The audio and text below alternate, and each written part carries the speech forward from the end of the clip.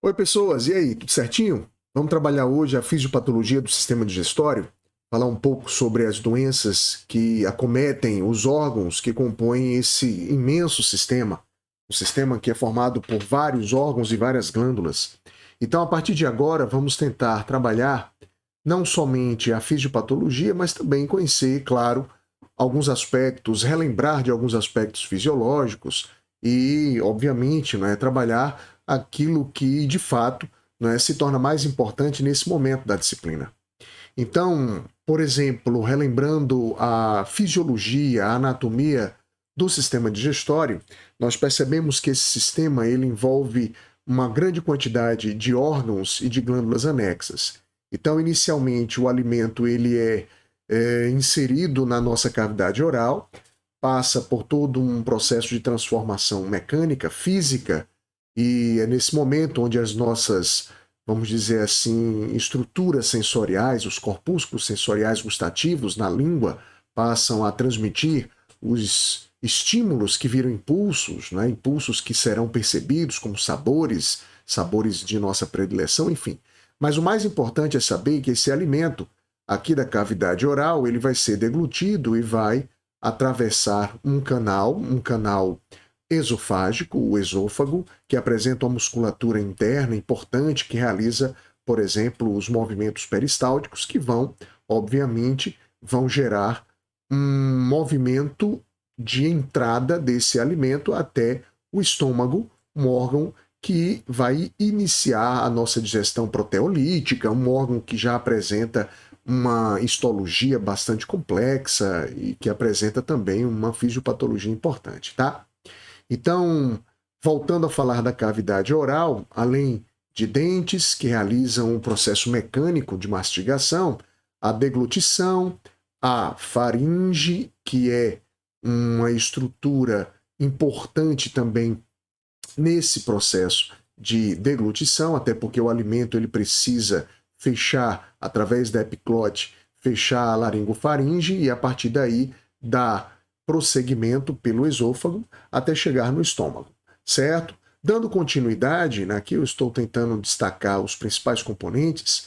Esse alimento, que agora passa a ser chamado de quimo, ele sofre uma intervenção, claro, hormonal, enzimática, e o quimo passa a ser digerido para que depois, até o início do intestino delgado, na porção do adenal, esse intestino delgado ele passa a ter uma série de sucos enzimáticos, não somente os sucos do próprio intestino, mas o suco pancreático, que é esse órgão de grande importância que nós vamos passar a entender, principalmente porque a fisiopatologia desse órgão ele termina sendo bem interessante, importante, até por causa da própria casuística.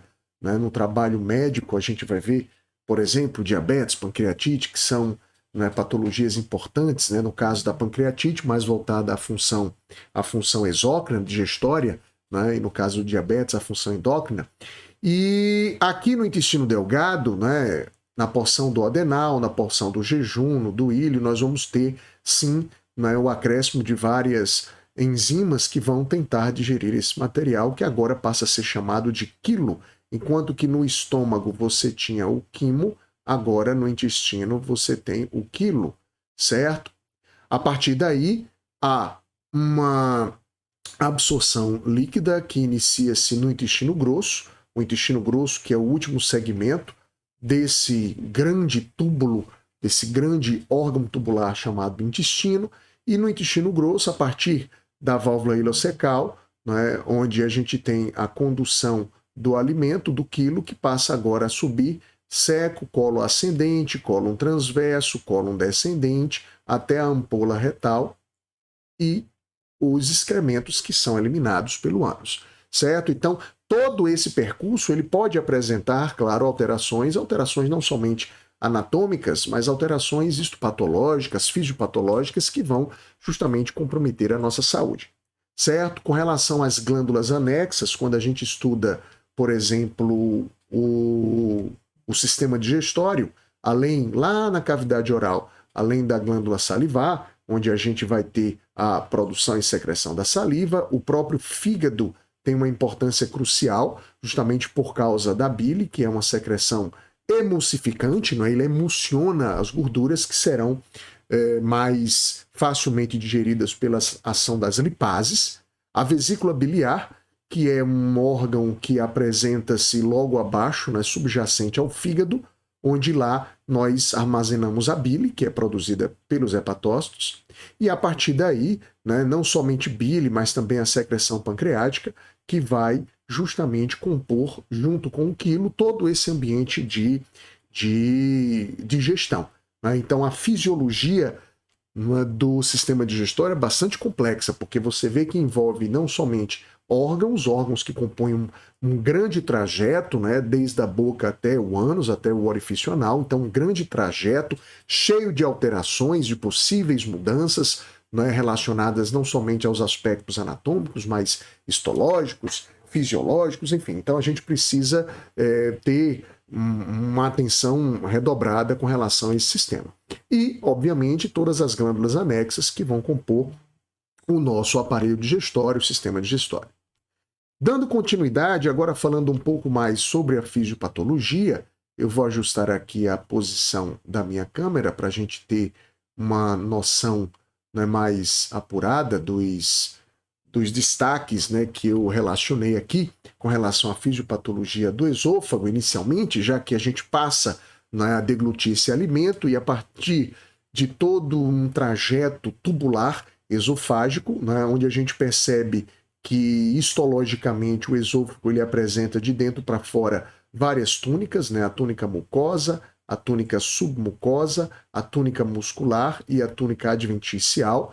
Essa túnica muscular, inclusive, ela tem uma importância gigantesca, porque é justamente ela que vai apresentar, né, junto com a túnica muscular da própria mucosa, vai apresentar a capacidade de conduzir esse alimento, não é, por movimentos que são involuntários, né, chamados de movimentos peristálticos, e esse alimento ele vai ser conduzido, né, até a entrada do estômago.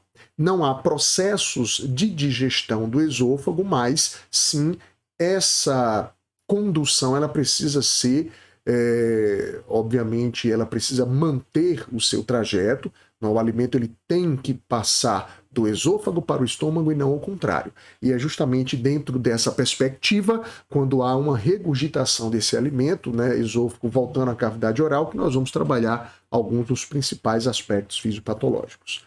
Logo aqui abaixo da minha carinha, né, do meu vídeo, vocês estão vendo, né, a descrição do epitélio, na histologia do epitélio escamoso estratificado, que é toda essa região formada por várias camadas que são camadas importantes, né, para a manutenção do epitélio esofágico, né, que está em contato direto com o alimento, né, onde esse alimento ele vai sendo propulsionado a partir justamente dessa lâmina muscular, né, da própria mucosa. Dá para a gente ver aqui em corte transversal, né, os diversos componentes musculares que, junto com, né, as diversas túnicas, né, que compõem o esôfago, vão empreender esse alimento. Certo? O esôfago, voltando. Pronto. O esôfago, ele é um órgão de grande importância para o nosso estudo fisiopatológico. Ele é um órgão que apresenta a função de conectar a faringe ao estômago. É um órgão tubular que tem 5 centímetros de diâmetro. Um órgão, portanto, que tem uma correlação anatômica bem interessante, uma vez que ele passa através do diafragma, que é uma estrutura muscular relacionada à fisiologia respiratória. Então dá para a gente perceber aqui nessa imagem, né, onde há essa passagem do esôfago através da estrutura diafragmática, que vocês estão vendo aqui no destaque, que eu estou fazendo aqui as minhas anotações. Então, esse órgão ele conduz o alimento até a entrada justamente dessa, né, porta de entrada, né, dessa área de entrada, que é um esfíncter estomacal, né, conhecido como esfíncter cárdia, onde o alimento ele passa justamente para o interior do estômago, que é um órgão de ação digestória, né, dando continuidade ao início da digestão química e física que acontece na boca, passando agora a ser continuado pelo estômago. Certo? A gente consegue ver, inclusive, que nessa região há uma linha, né, essa linha aqui que eu estou destacando, que é conhecida como uma linha Z, uma linha comunicante, onde a gente consegue fazer essa distinção, né, entre a porção esofágica e a porção estomacal. E é importante a gente entender que é justamente nessa região onde o esfíncter esofágico inferior ele apresenta, portanto, uma capacidade, né, histológica bem importante, né, para manter a comunicação do alimento, onde esse conteúdo ele passa agora a ser acidificado no estômago, né, justamente saindo do esôfago para o estômago, e em função disso, muitas vezes, havendo algum determinado resíduo desse alimento já acidificado, né, que pode retornar, né, para o esôfago, a gente tem uma sensação bem curiosa, importante, né, e que isso se torna, inclusive, uma grande, importante sinalização fisiopatológica para algumas doenças, né, esofágicas e gástricas, que é a azia, uma sensação de queimação natural em função da própria acidificação, né, do quimo, o quimo que agora passa a ser acidificado justamente para, né, ativar a liberação do suco gástrico. Portanto, quando a gente estuda a fisiopatologia do esôfago, nós vamos trabalhar, por exemplo, algumas das principais doenças que podem acometer, né, esse órgão. Então, dentro das doenças que nós estudamos, né, eu vou elencar aqui como importantes a obstrução esofágica, a acalásia, que é, inclusive, uma disfunção cirúrgica, né, que pode, né, ocasionar desconfortos bem importantes para o paciente, a própria esofagite, que eu vou dar um destaque maior, o processo inflamatório esofágico, e a presença de varizes esofágicas. Aqui a gente tem uma observação endoscópica, né, do esôfago, né, das suas circunvoluções associadas à própria histologia do órgão. Quando estudamos, por exemplo, a doença do refluxo gastroesofágico, né, nós temos aqui talvez a principal fisiopatologia, né, que eu vou destacar dentro dessa relação esôfago-estômago, até porque você tem uma continuidade, né, dos dois órgãos. O refluxo, portanto, gastroesofágico, ele está diretamente vinculado a um relaxamento transitório desse esfíncter que eu falei anteriormente, o esfíncter inferior, esofágico inferior, que tem como principal garantia manter o alimento saindo do esôfago para o estômago. A gente consegue perceber, inclusive, que dentro dessa imagem aqui animada, o bolo alimentar ainda não foi, não é, acidificado, porque ele está no esôfago. Esse bolo alimentar ele precisa passar para o estômago. E, portanto, não é, essa passagem ela precisa acontecer totalmente.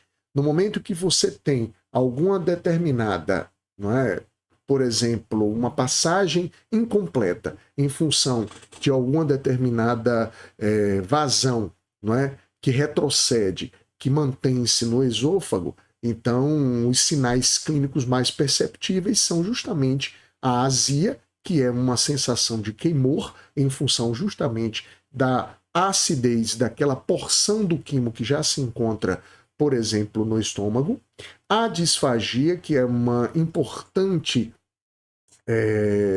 fisiopatologia esofágica, tratada inclusive por fonoaudiólogos que são específicos, que trabalham especificamente nessa capacidade de deglutição atípica, né? Porque o esôfago ele mantém essa relação entre faringe e estômago, então muitas vezes a pessoa, em função da disfagia, tosse, né, regurgita e sente a azia associada, e essa regurgitação dos conteúdos, né, gástricos, que podem inclusive chegar à cavidade oral. Aqui dá para a gente ver nessa imagem, né, ecográfica, né, onde a gente tem a constricção, por exemplo, peristáltica da camada muscular do esôfago, e aqui o bolo alimentar que está justamente entrando no estômago. Fazendo uma ampliação, não é? Então observe que aqui você tem a divisão, não é? A região diafragmática, né? Com a entrada, o orifício de entrada aqui do esôfago na porção estomacal, né? Não esfíncter cárdiaco, que é esse esfíncter aqui, não é? Entre o estômago e o esôfago, e aqui a gente tem o esfíncter inferior do esôfago que está totalmente fechado, impedindo que o alimento ele retroceda. No entanto, no momento em que você tem ainda a manutenção de algum determinado conteúdo aqui do esfíncter que está relaxado, observe que nesse momento aqui a gente tem um certo relaxamento do esfíncter e o alimento, portanto, ele pode retroceder e esse retrocesso, infelizmente, ele pode, por exemplo, né, eu vou apagar novamente aqui para vocês terem uma noção, esse alimento ele pode, por exemplo, já com a presença, né, do pH ácido do quimo, que o pH do quimo ele é em torno de 2, e a gente vai ver quem determina esse pH. A secreção gástrica, portanto, ela é ativada na presença desse pH, e diante disso, né, a gente tem uma acidificação desse material que pode já ser percebido, por exemplo, na esofagite, né, de refluxo. Essa esofagite, portanto, já envolve aqui o processo inflamatório do órgão. Então, nessa esofagite, a gente vai perceber, por exemplo, né, que o relaxamento transitório do esfíncter esofágico desencadeia um processo inflamatório. Então, dá para a gente ver logo aqui abaixo que nós temos, né, uma diversidade, uma reatividade inflamatória, né, com a presença de vários componentes do processo inflamatório residentes nas próprias regiões de revestimento epidérmicas. A gente consegue ver aqui nessa região, nesse corte, né, do tecido, né, dá para a gente ver, eu vou apontar aqui com a seta, né, dá para a gente ver alguns desses componentes já reativos, assim como nas imagens em microscopia, né, histopatológicas, a gente também consegue ver um grande infiltrado de células inflamatórias que passa a compor esse ambiente, não é, histológico, não é, garantindo, portanto, que esse local ele está, não é, tendo uma inflamação aguda, né, importante e que, obviamente, né, gera a sintomatologia da esofagite. Essa sintomatologia, portanto, né, junto com o refluxo, que nada mais é do que essa sensação de regurgitação, faz com que a gente tenha todos aqueles sinais importantes, além da azia, do processo inflamatório, causando dor, causando, portanto, uma sensibilidade aumentada para essa incapacidade que o alimento inicialmente apresenta de ser completamente digerido na região estomacal. Passando para o estômago, né? Então agora saindo da esofagite, né? Inclusive quando a gente fala sobre a esofagite, né? É importante que nós consigamos também relacionar algumas nomenclaturas essenciais para o entendimento dessas patologias. Inclusive vocês, por exemplo, vão ouvir falar bastante da chamada esofagite de Barré. A esofagite de Barré, por exemplo, que é uma condição patológica, né, na qual o revestimento esofágico ele vai sendo, não é, substituído por tecido semelhante, havendo um distúrbio aí, portanto, de crescimento, né?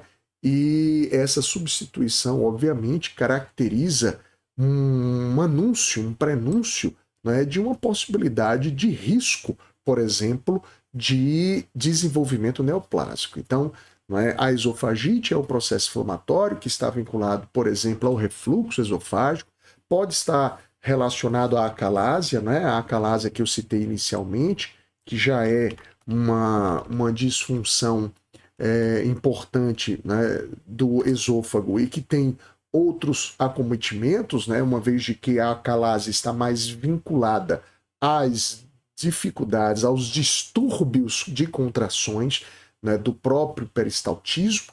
Então, muitas vezes, em função também do não relaxamento esofágico, né, do esfíncter esofágico, né, então a gente pode sim, né, apresentar essa disfunção, né, chamada de acalásia, né, e isso tudo está vinculado a uma desconexão mesmo fisiológica, né, em relação ao próprio controle, né, nervoso, né, o próprio controle, por exemplo, da função neuromotora associada a essa contractilidade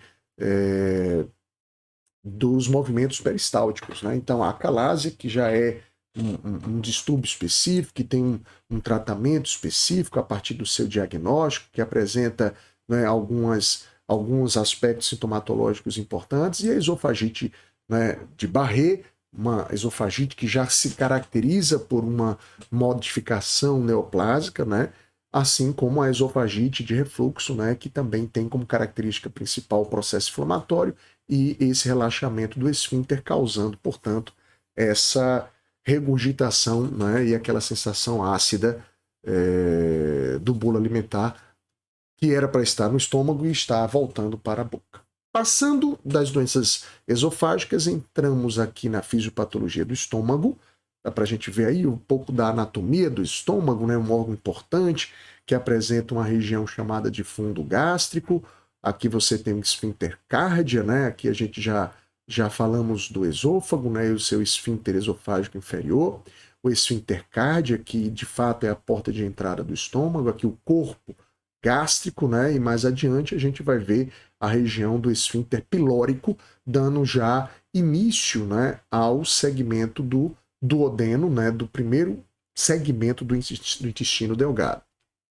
Falando sobre o estômago, voltando agora de fato a destacar o estômago, né, nós vamos fazer aqui alusão a algumas patologias do órgão que são importantes. Aqui relembrando que a divisão histológica do órgão é bastante complexa, né? Nós temos, por exemplo, uma camada muscular externa dividida em uma camada longitudinal, circular e oblíqua. Dá para a gente ver aqui, né, nas imagens, né, onde você tem uma camada importante muscular que favorece justamente a ritmicidade e a condução do quimo.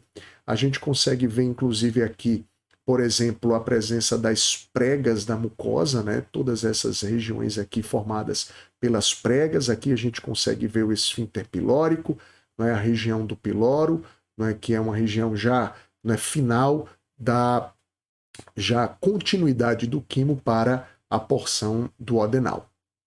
Quando estudamos a fisiologia do estômago, a gente estuda, claro, uma fisiologia voltada à secreção do suco gástrico, né? E essa secreção do suco gástrico que irá, por exemplo, iniciar a digestão proteolítica, a digestão essa que tem como um principal enzima a pepsina, que é ativada inclusive pelo ambiente ácido do estômago, um ambiente ácido que inclusive ele apresenta essa ativação em função da presença aqui de algumas células importantes relacionadas a essa fisiologia, como a célula G, por exemplo, como as células parietais e as células SL, né? Todas essas células lá na fisiologia vocês devem ter observado. Eu não vou, né, me aprofundar justamente nessa ativação do suco, mas é importante que a gente tenha a noção, o conhecimento de que no momento que o ambiente está ácido, o pepsinogênio ele ativa a pepsina e essa célula e essa pepsina ela vai ser responsável pela digestão proteolítica. Todas essas regiões, todas essas células estão vinculadas à mucosa gástrica, que através de uma relação, né, chamada de neuroentérica, né, uma relação que compõe o sistema nervoso entérico, passa a ser ativada a partir da produção de gastrina pela célula G, que vai ativar a liberação do suco gástrico, a presença aqui, portanto, do pH ácido, mantendo essa ação da pepsina e, portanto, aqui no lúmen, né, o bolo alimentar, principalmente a parte proteolítica, que vai ser digerida. Vamos ao que importa, a fisiopatologia do estômago. Vamos destacar a gastrite aguda, a doença da mucosa relacionada ao estresse, a gastrite crônica, que inclusive apresenta algumas condições importantes, como a presença do Helicobacter pylori, que é uma bactéria, né, uma gastrite bacteriana, uma gastrite autoimune e atrófica. Complicações relacionadas a essa gastrite crônica envolve a ulceração péptica, e essa ulceração péptica, além de causar a atrofia de mucosa, pode gerar um distúrbio de crescimento importante, uma metaplasia, que pode, não é, ser um anúncio de displasias e de cânceres, inclusive, que é o que mais preocupa, por exemplo, a fisiopatologia estomacal, além da gastrite cística. Quando estudamos, voltando aqui, quando estudamos a gastrite aguda, né, nós percebemos que essa gastrite é um processo inflamatório com presença de PMNs, de neutrófilos, especificamente, né, onde há o processo inflamatório dessa mucosa. E isso, claro, afeta, né, a função digestória, uma vez de que, né, a mucosa gástrica é essencial para a produção do suco gastro, né, que vai ser importante no processo de digestão.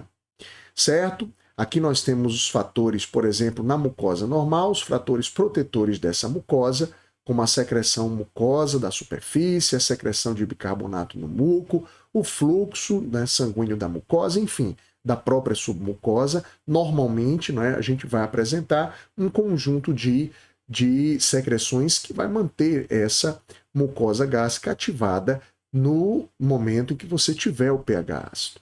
Então, normalmente é assim que acontece, por exemplo, a acidez e a ação dessas enzimas.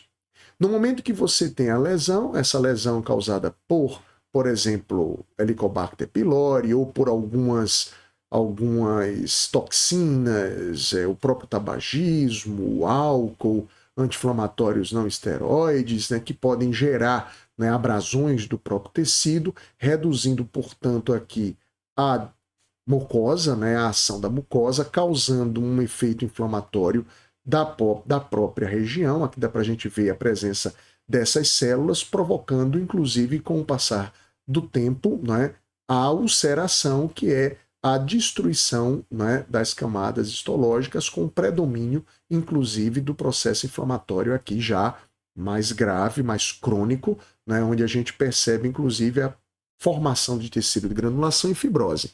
Aqui já passando para a gastrite crônica. Em relação, portanto, à gastrite aguda, nós temos, né, a inflamação aguda como predominante, né, enquanto que a gastrite crônica, além da erosividade do órgão e da presença de reparo, né, a gastrite crônica, né, a gente já tem, né, a presença do componente inflamatório crônico. Na gastrite crônica, né, causada, por exemplo, pela presença bacteriana, que é a gastrite causada pelo Helicobacter pylori, essa gastrite que apresenta um quadro clínico importante, como, por exemplo, a dispepsia e a dor epigástrica, características do próprio processo inflamatório, é a gastrite crônica sintomática, mas, infelizmente, aquela gastrite crônica assintomática pode causar as ulcerações pépticas, que são bem preocupantes, assim como as lesões neoplásicas. Então, o câncer de estômago, bem importante, que a gente precisa, obviamente, ter uma preocupação, né, clínica, uma vigilância clínica dos pacientes que apresentam, né, por exemplo, gastrite, para evitar que esse desenvolvimento patológico se complique.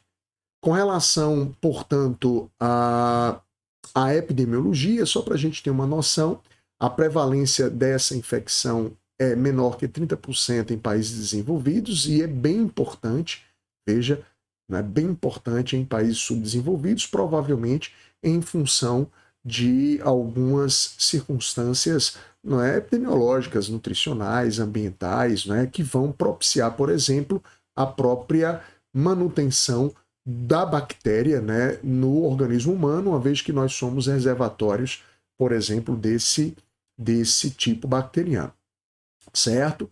O Helicobacter pylori, ele afeta um percentual importante da população infantil, mas ele vai, obviamente, né, ter como principal aumento estatístico, né, por exemplo, a sua presença, né, naturalmente vai acontecendo à medida em que o indivíduo ele vai se tornando adulto, né, e assim a gente vai, percebendo já os aspectos clínicos que podem ser sintomatológicos já no início obviamente, da fase adulta, certo? A identificação histológica é importante, justamente do Helicobacter pylori. Então, a identificação histológica, assim como o próprio exame endoscópico para verificar justamente como aquela mucosa gástrica, quais as alterações de mucosa e as possíveis lesões que possam existir naquele órgão, assim como também a gente pode encontrar a própria detecção bacteriana nas fezes, fazer testes sorológicos para anticorpos que possam, obviamente, apresentar aí a constatação da presença do Helicobacter pylori. A gastrite atrófica, ela é progressiva, portanto, perda da glândula gástrica, e isso vai gerando um processo inflamatório crônico, fibrótico, modificando inclusive o próprio epitélio, que pode ser transformado em algum determinado tipo de metaplasia, de distúrbio de crescimento. A gastrite autoimune, que está vinculada à presença de autoanticorpos, e a gastrite atrófica multifocal são outras complicações vinculadas à gastrite aguda, gastrite crônica, certo?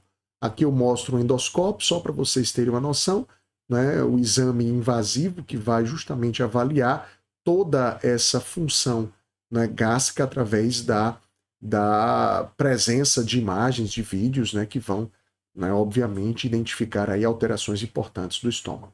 Tudo bem, pessoas? Estão comigo? Tudo certinho? Então vamos lá.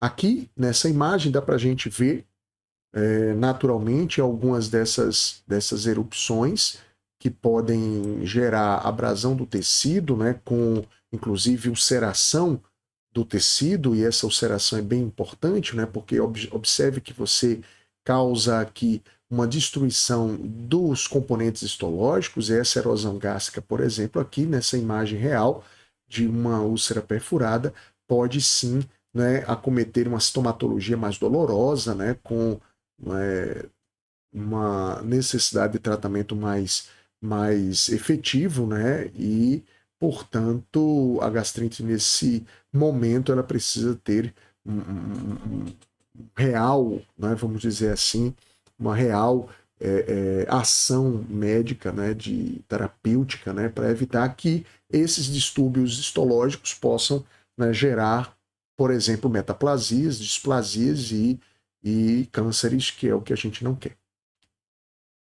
Chegando ao intestino, e agora a gente vai falar um pouco mais sobre esse grande e imenso órgão, o intestino, que envolve não somente a porção, por exemplo, do intestino delgado, mas também a grande porção do intestino grosso, importante aqui falar desse grande, imenso órgão, o intestino, que tem tanto a função de absorção dos nutrientes a partir do processo de digestão, como também no intestino grosso,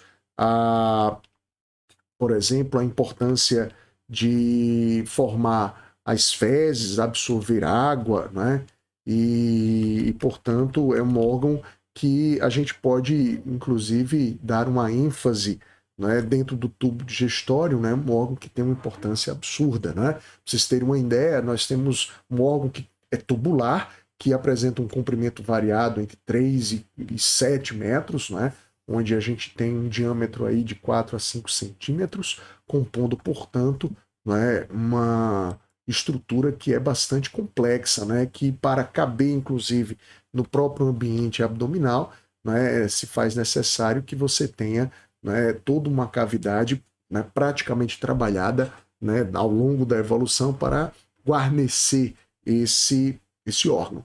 A gente percebe aqui, por exemplo, em toda essa região abdominal, a presença de algumas glândulas importantes, como o fígado, como a vesícula biliar, essa região que é chamada de região do hipocôndrio direito, tá? A região epigástrica, com a chamada fossa epigástrica, compondo essa região epigástrica, onde a gente tem a presença do fígado e do estômago, uma região que a gente consegue apalpar e que conseguimos sentir alguns importantes sintomas.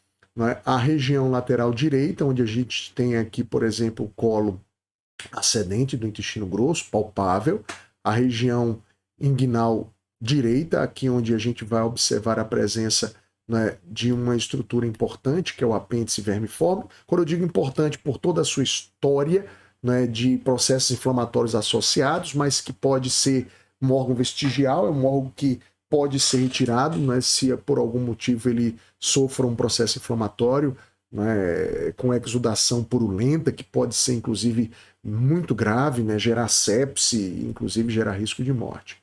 Aqui na região do hipocôndrio esquerdo, né, a gente tem aqui o estômago, a flexura esquerda do cólon, a região umbilical, uma região importante onde a gente consegue apalpar, né, estômago, logo mais abaixo da fossa epigástrica, pâncreas, intestino delgado, o cólon, né, descendente nessa região lateral esquerda e a região inguinal, onde a gente tem o cólon sigmoide e o cólon descendente, os dois cólons que vão, né, chegar até a ampola retal, e essa ampola retal vai eliminar, né, no ânus as fezes. Então aqui, perdão, voltando, aqui você tem uma imagem do intestino, né, tanto a porção do jejum, porção do duodeno, intestino delgado, o jejuno e o íleo, a válvula iliocecal, onde a gente tem a presença aqui do seco, dando início ao trajeto do cólon ascendente, o cólon transverso, o cólon descendente, o cólon sigmoide, a ampola e o ânus. Certo?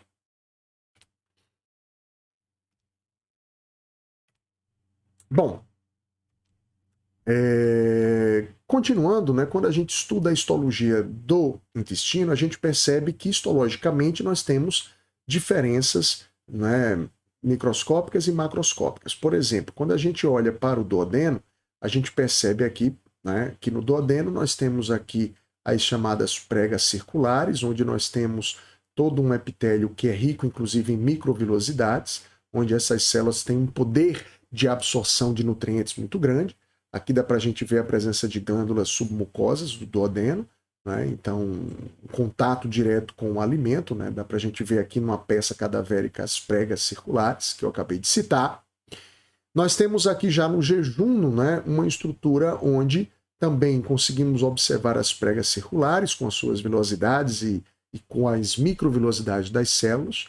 A gente consegue ver também uma importante presença aqui, né, de túnicas, né, a tela submucosa, a túnica mucosa, a lâmina muscular da mucosa. Observe que a gente vai ter no duodeno a presença das glândulas, já no jejum a gente não tem a presença de glândulas, dá para a gente perceber aqui por essa imagem, certo?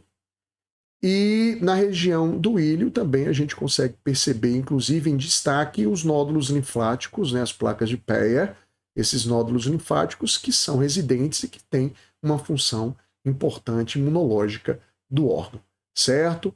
Aqui dá para a gente ver não somente a peça cadavérica do íleo, como também a gente vê a peça cadavérica do jejum e suas pregas. Tá? Quando nós estudamos a fisiopatologia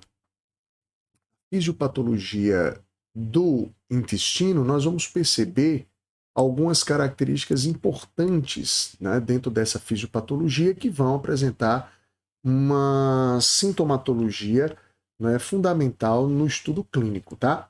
Então, por exemplo, dentre os destaques fisiopatológicos intestinais, nós vamos aqui citar a herniação, que é esse extravasamento, né, da porção intestinal, saindo, portanto, da sua vamos dizer assim, da sua trajetória anatômica, as aderências, que envolvem inclusive processos de reparo, a formação de válvulos, que envolvem esses nós, representam inclusive 80% das principais obstruções mecânicas, e as intuscepções, que são invaginações das paredes intestinais. Então, herniação, aderência, válvulos e intuscepção são aspectos, né, fisiopatológicos, anatômicos, anatomopatológicos importantes que estarão presentes, por exemplo, nas obstruções intestinais e que vão fazer parte da fisiopatologia do intestino.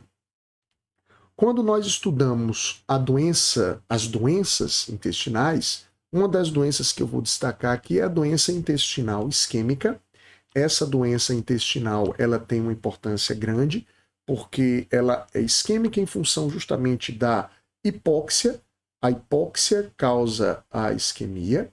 Essa hipóxia ela pode ocorrer inicialmente, né, em função de algum comprometimento vascular, por isso uma hipóxia. A gente consegue ver o tubo digestivo aqui, por exemplo, né, dividido, né, em tubo digestivo superior, médio, tubo digestivo inferior, né, onde a gente consegue ver, por exemplo, a vascularização importante, né, do tubo, onde a gente tem aqui a porção, por exemplo, superior da artéria mesentérica, e essa artéria mesentérica, ela apresenta os seus troncos, né, o tronco, por exemplo, celíaco. Aqui a gente tem, né, a presença do tronco inferior mesentérico, aqui o tronco superior mesentérico, e aqui a aorta, né, só para a gente lembrar da anatomia da aorta descendente, dessas porções descendentes da aorta, o tronco celíaco, que vai justamente irrigar fígado, estômago, né, e pâncreas. A gente consegue ver aqui o pâncreas, né, presente junto ao estômago, abaixo, subjacente ao estômago, próximo do duodeno. Já o tronco mesentérico superior, que pega justamente toda essa irrigação do intestino, do médio intestino, né? E o chamado tronco mesentérico inferior, artéria mesentérica inferior, que vai justamente pegar, né, irrigar toda essa região mais inferior do intestino, que pega aí os cólons, né, do intestino grosso. Então, quando a gente estuda o processo isquêmico, né, a gente percebe que essa doença isquêmica está vinculada a alguns determinados tipos de obstruções, e essas obstruções elas vão provocar, por exemplo, né, a chamada doença intestinal. Então aqui, por exemplo, nessa endoscopia, né, a gente consegue ver alguns determinados hematomas subepiteliais importantes que podem causar, por exemplo, a obstrução intestinal em função, né, da própria obstrução do fluxo, né, alimentar no intestino. Aqui dá para a gente ver também, né, com mais detalhe, né, a presença desses diversos hematomas, né, que eu estou circulando, mais enegrecidos, e essa hipoperfusão, portanto, ela tem várias etiologias. Uma das etiologias é a própria falência cardíaca, né, onde o sangue, portanto, ele está, né, com uma pressão menor e, portanto, né, esses troncos, tanto celíaco como mesentérico, podem apresentar dificuldades de irrigação dos órgãos, né, da cavidade abdominal. Além da falência cardíaca, o próprio choque, né, um distúrbio hemodinâmico importante que está vinculado à redução da pressão arterial, desidratação, uso de fármacos, enfim, né, alguns dos principais aspectos etiológicos da doença intestinal isquêmica, provocando alterações, né, no próprio fluxo intestinal. Má absorção e diarreia. Diarreia é, de fato, extremamente importante e um sinal, né, ou melhor, um sintoma extremamente importante na nossa prática clínica. A diarreia crônica, né, ela é, obviamente, a fisiopatologia que apresenta a diarreia como sintoma é bastante vasta, né? Nós vamos aqui distinguir algumas das principais doenças que vão apresentar a diarreia como sintoma importante, né? E no caso, a diarreia crônica, que se caracteriza pela esteatorreia, né, a presença de gordura nas fezes, uma evacuação volumosa, espumante, gordurosa, mais amarelada, né? Aumento da massa e da frequência, fluidez das fezes. Então a gente tem uma esteatorreia que caracteriza-se por essa coloração amarelada.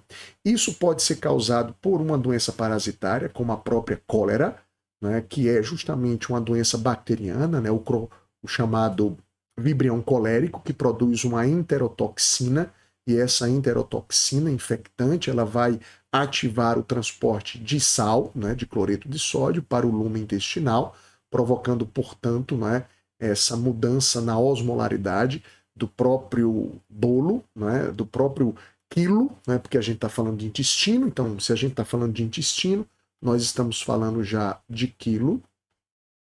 A doença celíaca, que é uma doença importante, né, chamada de doença metabólica importante, né, uma doença, um erro inato do metabolismo, que envolve, por exemplo, a presença do glúten, né, uma intolerância ao glúten.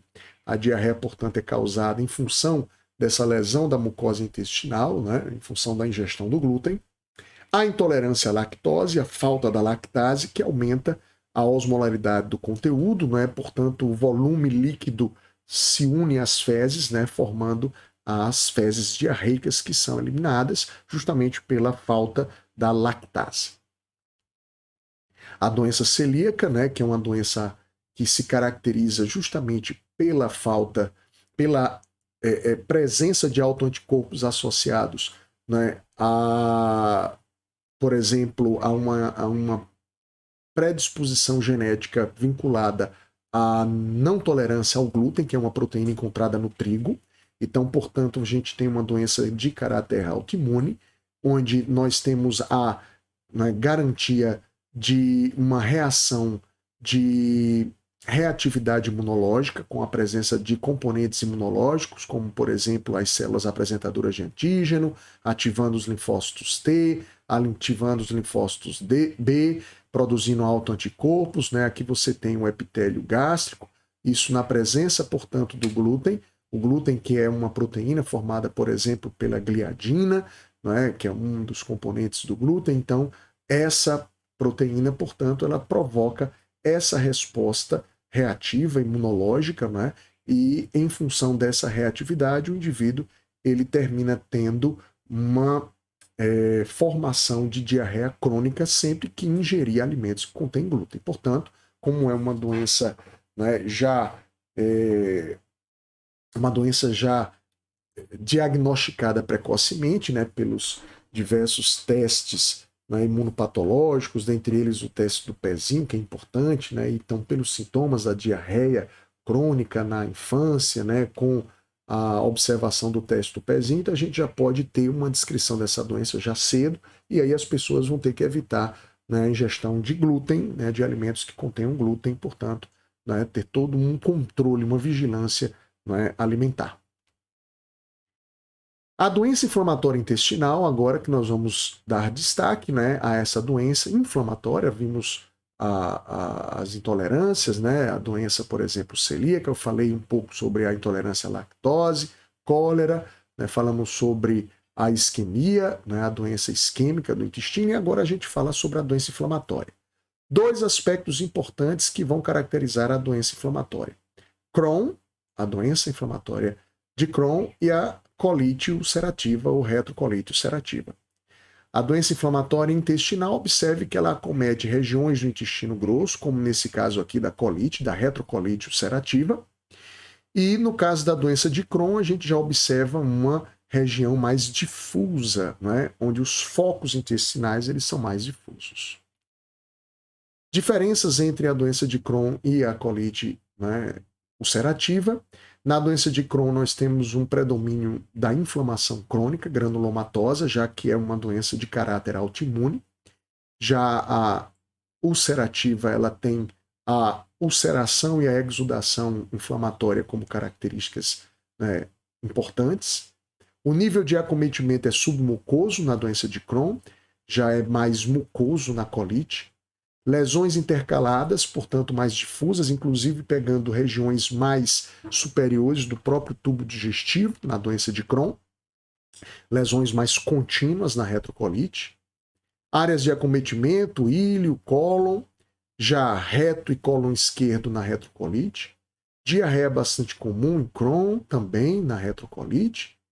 Sangramento retal, mais raro em Crohn, mais comum na retrocolite. Fistulação, lesões que criam aberturas entre os tecidos. Importante isso, até porque isso pode gerar, né, um acometimento fisiopatológico em outros órgãos, comum em Crohn, mais raro na retrocolite.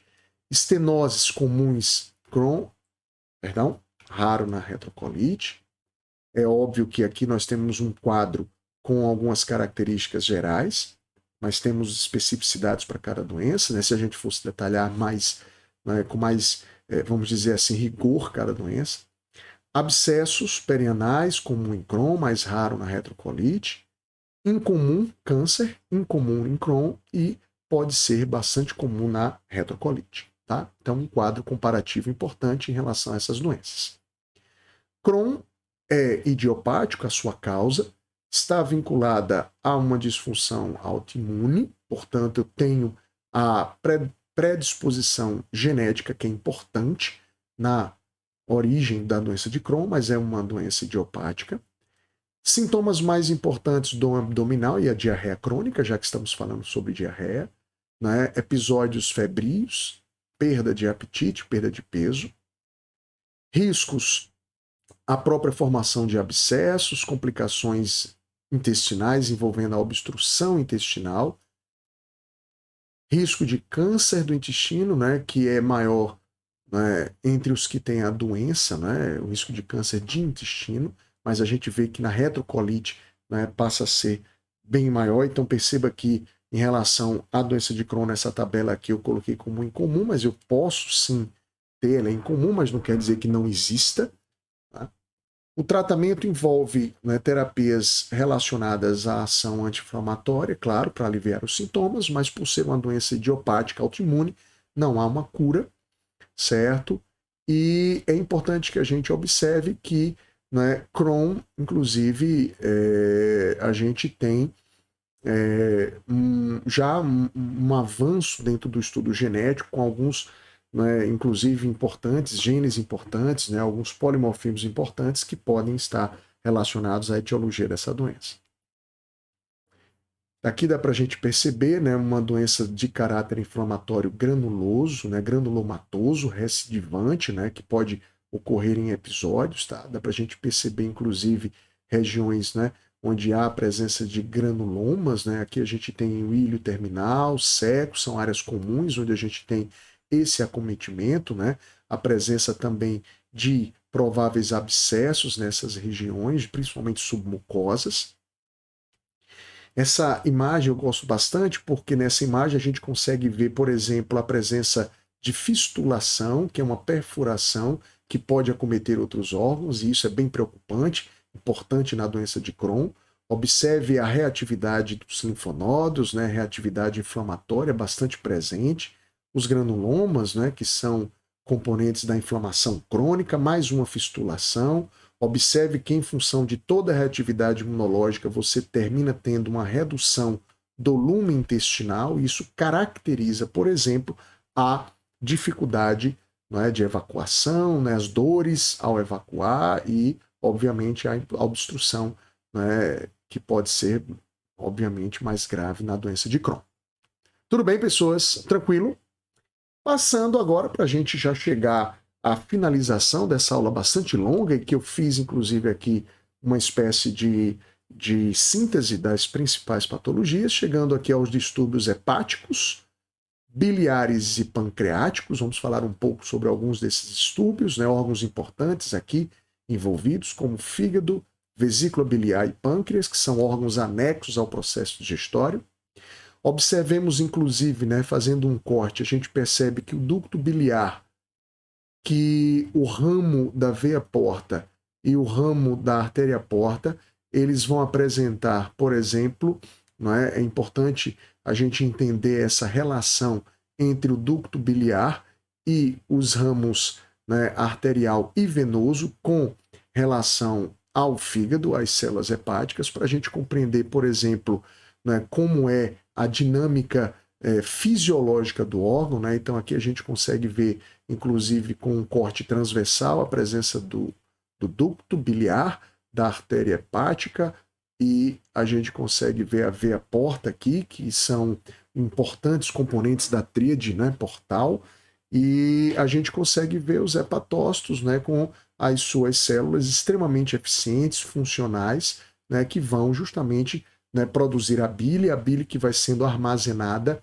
né, pela vesícula biliar e que vai ser, né, eliminada junto com a secreção pancreática, que na ampola duodenal, na papila duodenal maior, também conhecida como ampola de Vater.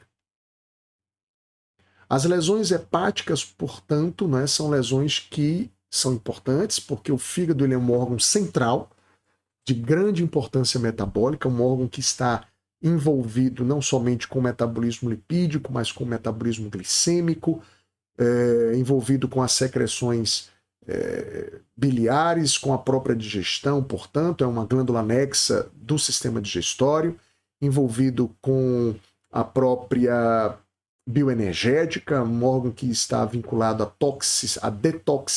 detoxificação, melhor dizendo, de álcool etílico, xenobióticos, então um órgão grandemente importante, tá? O fígado normal, por exemplo, ele pode ser afetado por várias características, várias etiologias que podem gerar a hepatite, que é o processo inflamatório do fígado, uma exposição que pode ocorrer na presença, por exemplo, de vírus, ou, por exemplo, na ação medicamentosa, ou, por exemplo, por algum outro determinado tipo de intercorrência. A hepatite, a inflamação do fígado gera necrose hepática, com formação de corpúsculos de Mallory, lembrar da patologia geral, né? São aquelas hialinoses, alterações gordurosas, o fígado ele fica nodular. Isso pode gerar fibrose do órgão, né? Que é o chamado aspecto mais crônico, patológico, que é a chamada cirrose, é a fibrose do órgão, com nódulos hiperplásicos bastante evidentes. A esteatose, que antes, obviamente, de você ter uma hepatite, né, ou uma cirrose, a esteatose é uma alteração bastante comum do cotidiano, até porque a gente tem uma alimentação rica em gorduras, em carboidratos, que transformam-se, convertem-se em gorduras, então normalmente o fígado ele pode apresentar esteatose leve, moderada ou até mais severa, e essa exposição severa é que pode inclusive gerar as hepatites, que podem gerar as cirroses, então a gente precisa ter cuidado com relação à fisiologia hepática. A insuficiência hepática, né, a disfunção hepática, termina desencadeando uma série de distúrbios. Distúrbios, por exemplo, de síntese, distúrbios de armazenamento, distúrbios metabólicos e excretores. Dentre os principais distúrbios, por exemplo, eu tenho uma direta sinalização patológica, por exemplo, ao controle com relação ao controle da glicose. Então, a glicose ela é fundamental para a manutenção da nossa bioenergética. Então, indivíduos que têm distúrbios hepáticos podem apresentar episódios hipoglicêmicos, pode apresentar distúrbios hipoalbuminêmicos, ou seja, né, redução da albumina, que é uma proteína importante na osmorregulação, então a hipoalbuminemia. Isso pode gerar edemas, ascites, né, como por exemplo na desnutrição de Kwashiorkor e outras doenças hepáticas, né, inclusive parasitárias. Alterações da formação das lipoproteínas, né, reduzindo o colesterol, absorção de gorduras que passa a ser reduzida por causa justamente da redução dos sais biliares. Isso pode gerar a formação de fezes gordurosas, deficiência vitamínica, já que as vitaminas, principalmente lipossolúveis, dependem da quantidade de gordura armazenada, né? Já que elas têm essa característica funcional, né? Elas são solubilizadas em gordura.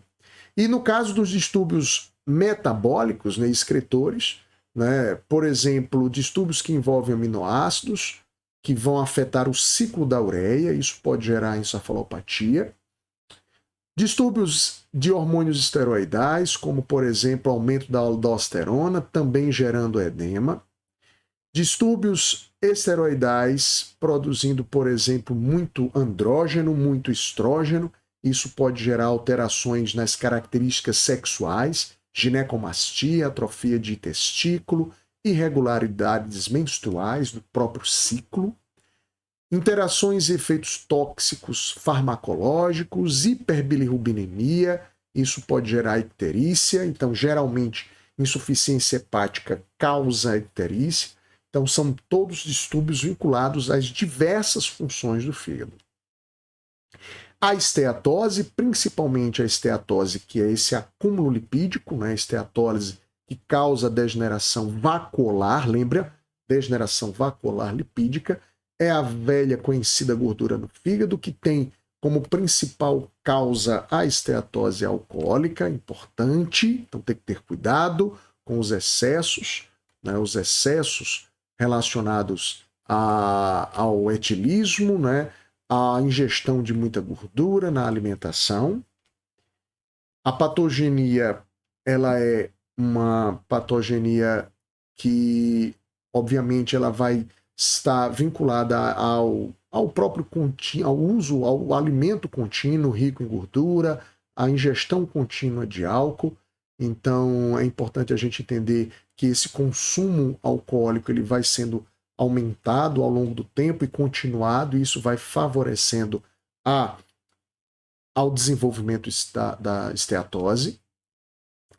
Essa esteatose, né, portanto, ela cria uma desestruturação do citoesqueleto hepático, das células hepáticas, né, com disfunção de membrana, altera o metabolismo do citocromo P450 e isso gera a formação de radicais livres, que vão prejudicar, obviamente, esse metabolismo hepático. E, em função disso, né, o fígado ele passa a ter uma mortalidade, né, uma necrose das suas células que vai, né, sendo substituída por gordura, por fibrose, e esse tecido, com o passar do tempo, ele vai se tornando insuficiente. Aqui dá para a gente ver uma lâmina com degeneração vacuolar, a presença, por exemplo, dos diversos vacúolos concêntricos, que estão aqui ricos em gordura, né? Já uma redução das células, dos hepatócitos, né? Provocando a insuficiência hepática, que é progressiva, preocupante. Alguns testes importantes de rotina, né? Como por exemplo, a dosagem de ALT-TGP, né, que é a alanina aminotransferase, a albumina, a aspartato aminotransferase, o TGO, bilirrubina conjugada e não conjugada, fosfatase alcalina. Então, lembrar da bioquímica, né, lembrar de alguns desses marcadores. A gama-glutamiltransferase, que também é bem importante, né, assim como as proteínas totais, são testes de rotina que vão sugerir, por exemplo, alterações na função hepática. Podem estar relacionados, obviamente, à esteatose. A colestase é um processo patológico que está vinculado a uma diminuição ou interrupção do fluxo biliar. Sendo intrahepático, está vinculado à hepatite aguda, à doença hepática alcoólica, né, por esteatose, por exemplo, alcoólica, cirrose biliar, processos inflamatórios e de fibrose de ducto biliar, cirrose por causa de vírus, hepatite viral, B ou C. Já a extrahepática envolve a calculose, já que os cálculos de lipídios, de colesterol, são duros. Então, essa calculose, que vai caracterizar, por exemplo, uma colelitíase, já é um tipo de colestase que provoca a estenose, o estreitamento do ducto, causando, portanto, uma série de alterações na secreção, no fluxo da bile. Aqui você tem uma colelitíase, né, uma colestase extrahepática, né, com vários cálculos de colesterol.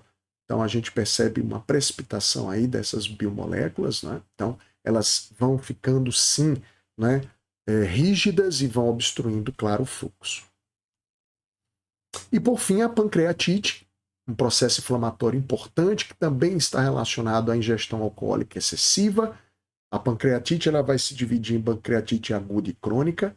A pancreatite aguda, que é uma lesão reversível do parênquima pancreático, né? Ele passa a apresentar um processo inflamatório por causa principalmente de toxina alcoólica, de obstrução de ducto pancreático, por exemplo, no caso de uma colelitíase, algum distúrbio genético, alguma lesão, né, vascular, enfim, algum outro determinado tipo de etiologia, tá? Infelizmente, com a pancreatite, né, o processo de secreção das enzimas pancreáticas, né, passam a ter uma ação destrutiva, né, do próprio componente celular pancreático, né, o próprio parênquima, que vai gerando um processo, né, lesivo, ativando a cascata de inflamação aguda, né, caracterizando, portanto, a pancreatite aguda, que interfere tanto na função pancreática exócrina quanto endócrina. Aqui você tem, por exemplo, uma pancreatite aguda por obstrução de ducto, né? Isso pode acontecer em função de uma colelitíase, como eu acabei de falar, né? Que pode gerar edema, inclusive intersticial, fluxo insuficiente, isquemia, e isso pode gerar ativação das enzimas que geram a destruição das células hepáticas, proteólise, necrose gordurosa, inflamação, né? E o estabelecimento da pancreatite. Lesões de células acinares, né, os ácinos pancreáticos, né, que podem ser modificados por uma série de fatores. Eu destaco aqui o álcool, daí a pancreatite alcoólica ser bastante grave, mas eu tenho a presença também de outros componentes, como vírus, também provocando a ação autodestrutiva das enzimas pancreáticas que ficam ativadas, assim também como a própria lesão metabólica, também provocada por álcool, obstrução ductal, também ativando essas enzimas que vão gerar a pancreatite. Tá? Então observe que o álcool etílico é um dos principais componentes aí das chamadas doenças, né, não somente hepáticas, mas também a doença pancreática. Certo, pessoas? Tudo tranquilo? Tudo certinho? Então, estamos praticamente chegando ao final desse encontro, um encontro bastante grande, né? Mas um encontro importante, né? Porque ele relata, né, as principais patologias do sistema digestório. Né? Sintomas relacionados à pancreatite aguda, a dor abdominal bastante consistente, né? Intensa, bem localizada na região superior das costas, né? No ombro esquerdo, muitas vezes. A gravidade ela pode variar, claro, de leve a desconfortável, perda de peso, anorexia, náuseas, vômitos, que estão acompanhados da dor, e os diversos níveis de enzimas, como lipases e amilases, são enzimas pancreáticas elevadas no nosso sangue, certo? Isso diagnostica, por exemplo, a pancreatite, né? Com a palpação, com a dor intensa, enfim. Já, por último, a pancreatite crônica envolve um processo crônico, né, de destruição irreversível do parênquima, diferente da pancreatite aguda, porque aqui eu gero a fibrose com insuficiência do órgão. É a causa mais comum, principalmente vinculada ao álcool, então extremamente importante esse destaque. Essa fibrose peritubular com distorção ductal e alterações nas secreções pancreáticas vão resultar nessa pancreatite, né? Vão caracterizar, né, a sintomatologia dessa pancreatite. Fazendo uma comparação, dá para a gente perceber aqui, por exemplo, né, as lesões acinares, né, ativando as enzimas proteolíticas pancreáticas, né, que vão ativar os nossos mecanismos de defesa na pancreatite aguda, mas ela é reversível e, portanto, ela pode ter uma resolução importante, diferentemente da pancreatite crônica, uma vez que você tem mediadores importantes que vão permanecer no local da lesão, na presença do álcool etílico, que vai gerar um aumento muito grande de radicais livres, causando estresse oxidativo, ativando o processo de fibrose pancreática e redução, obviamente, da função pancreática. Então, com o passar do tempo, o indivíduo ele vai perdendo essa capacidade funcional do pâncreas. Certo, pessoas? Então, é isso, né? Fazendo um importantíssimo estudo aqui da fisiopatologia do sistema digestório, tá? Aumentando aqui para me despedir de vocês. Então, eu espero que nós tenhamos aproveitado, né? Uma aula grande, né? Eu sei, 1h15, mas, né, que se torna uma aula completa, falando desde as doenças esofágicas até passando por todo o circuito, doenças esofágicas, estomacais, gástricas, não é? Doenças intestinais, chegando até a doença hepática, pancreática, doenças relacionadas à secreção biliar, enfim. Então, um grande rol de doenças para a gente trabalhar bem essa fisiopatologia do sistema digestório. Valeu? Então, fica um abraço e a gente se encontra. Valeu, até a próxima! Tchau, tchau, pessoa!